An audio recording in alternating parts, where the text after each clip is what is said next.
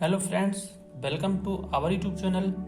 आज हम आपको एक्सरसाइज 1.1 का क्वेश्चन नंबर सेकंड कराने जा रहे हैं। इससे पहले वाली वीडियो में मैंने आपको एक्सरसाइज 1.1 का पहला क्वेश्चन करा था और उसका आपको मैंने वीडियो भेजी थी, और अब ये है एक्सरसाइज 1.1 का सेकंड क्वेश्चन। ठीक है, अब इस सेकंड क्वेश्चन में हम देखते हैं, दर्शाइए कि कोई भी धनात्मक विषम पूर्णांक 6q+1 या 6q+3 या 6q+5 के रूप में होता है।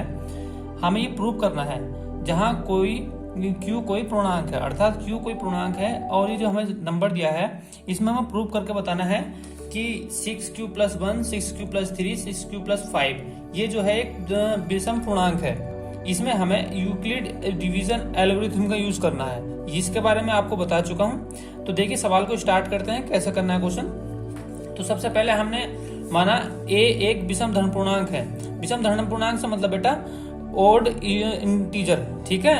विषम धन पूर्णांक यानी कि ओड पॉजिटिव इंटीजर, ठीक है। ये हमने एक a लिया है।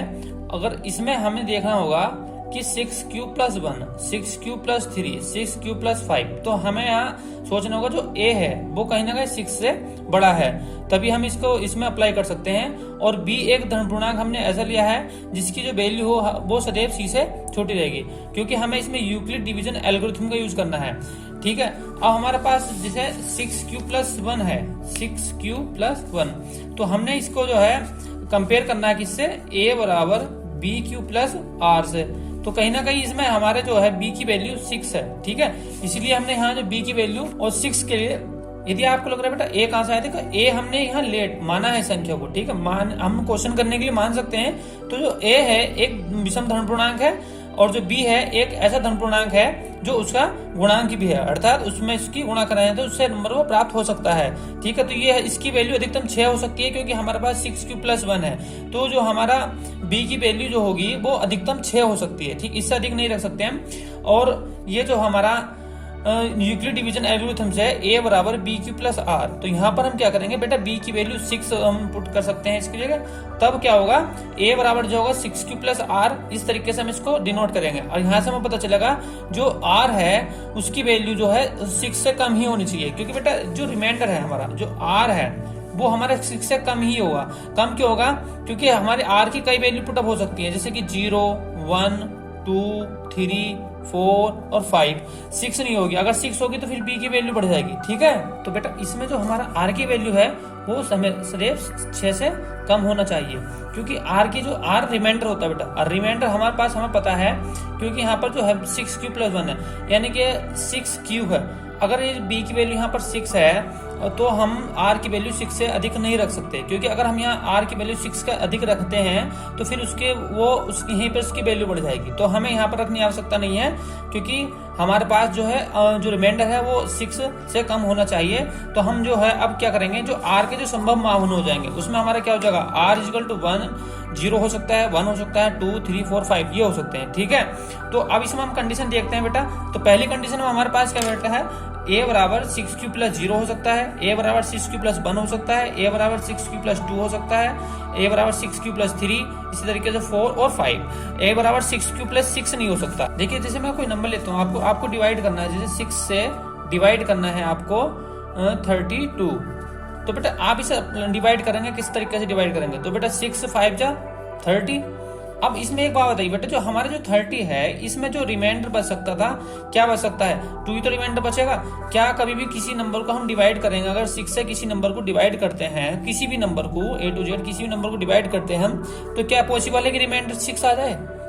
कभी हो नहीं सकता ना। तो डिवीजन मेथड में जिससे डिवाइड कर रहे हैं वो रिमाइंडर नहीं आ सकता है, तो उससे छोटे आ सकते हैं। तो यहाँ हम जो हमारे पास जो 6 है वो एक यहाँ पर पूर्णांक है, और ये हमारे b की वैल्यू है, और b की वैल्यू जो 6 है, b अपने आप में डिवाइड करता है यूक्लिड डिवीजन एल्गोरिथम में, ये होगी जो r होगा रिमाइंडर वो b से छोटा होगा, ठीक है। या तो 0 होगा, 0 हो सकता है, या r b से छोटा हो सकता है। यहाँ पर a एक विषम संख्या है, अतः a बराबर क्या हो जाएगा हमारा, a बराबर हो जाएगा 6q+0, 6q+2 और 6q+4। तो बेटा एक बात बताओ, यहाँ पर a एक विषम संख्या है, अतः जो a है वो हमारे पास क्वेश्चन में साफ कहा गया है कि कोई धन पूर्णांक है जो 6q+1 है। तो हमने माना भी अपने क्वेश्चन में कि यहाँ a एक विषम धन पूर्णांक है, माना है। जो a एक विषम धन पूर्णांक है तो हमें पता है कि ए एक विषम संख्या है, a बराबर 6q प्लस 0, a बराबर 6q प्लस 2 और a बराबर 6q प्लस 4। तो बेटा पॉसिबल नहीं है कि ये नंबर विषम होगा, क्योंकि बेटा इसे अगर a एक विषम संख्या है तो वो इस रूप में नहीं हो सकता है। ठीक है, a एक विषम संख्या तो इस रूप में नहीं हो सकता है, ना ही इस रूप में हो सकता है, ना इस रूप में, क्योंकि ये संख्याएं 2 से विभाज्य है। कैसे विभाज्य है? 2 से। इसे भी 2 से डिवाइड किया जा सकता है, इस संख्या को भी 2 से डिवाइड किया जा सकता है और इस संख्या को भी 2 से डिवाइड। इसे 2 से डिवाइड करेंगे बेटा तो 3q बचेगा, इसे 2 से डिवाइड करेंगे, 2 इधर कॉमन लेंगे, फिर 3q प्लस 1 बचेगा और यहाँ 3q प्लस 2 बचेगा। ठीक है, तो इस तरीके से हम इन्हें डिवाइड कर सकते हैं। तो ये 2 से डिवाइड हो जाएगा। जब भी कोई संख्या 2 से डिवाइड हो जाती हो तो वह विषम नहीं हो सकती बेटा, वे सम संख्या होगी। अर्थात ये सम संख्या है और हमें बताना क्या है? विषम संख्या। तो हमारे पास 6 ऑप्शन थे ये, अब 6 में से हमारे पास 3 तो विषम हो गए। अब वो कौन से बचे?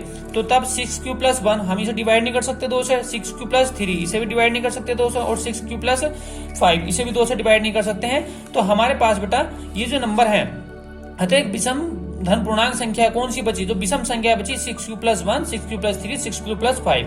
यही हमें बताना था बेटा कि ये संख्याएं विषम धन पूर्णांक के रूप में है। तो हाँ जी, ये विषम धन पूर्णांक के रूप में है क्योंकि ये 2 से डिवाइड नहीं हो रही है। और हमने इसमें यूक्लिड एल्गोरिथम लगा करके r के विभिन्न मान रखे हैं। इसमें सबसे सिंपल स्टेप है बेटा, एक बार शुरू से बताता हूं मैं आपको। तो देखिए, हमने माना a एक विषम धन पूर्णांक है, अर्थात a एक ओड पॉजिटिव इंटीजर है। अब हमने क्या कहा, ये जो a की वैल्यू होगी वो बड़ी होगी 6 से, जो हमें 6q plus 1, 6q plus 3, 6q plus 5 दिया है बेटा, ये एक पूर्णांक है, इसे इस रूप में लिखा गया है। कोई भी नंबर हो सकता है जिसे इस रूप में लिखा गया है। आप सोच रहे 6q plus 1, 6q plus 3, 6q plus 5 कहां से आया बेटा?